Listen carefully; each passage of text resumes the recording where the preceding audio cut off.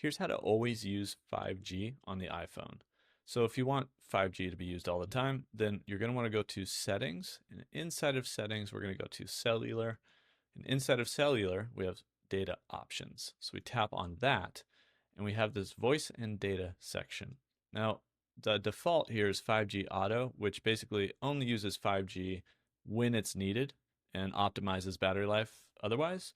You can turn 5G on, which basically means that whenever 5G is available, it's going to use 5G. And if you want to take this a step further and you really don't care about your data limits or usage, then the next thing you want to do is go to data mode, and instead of standard, say allow more data on 5G, which sometimes will actually use 5G over a Wi-Fi connection.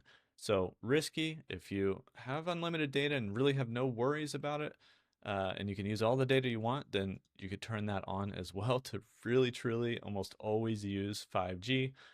But you might want to leave that on standard if you have any kind of limit, even unlimited limits, right?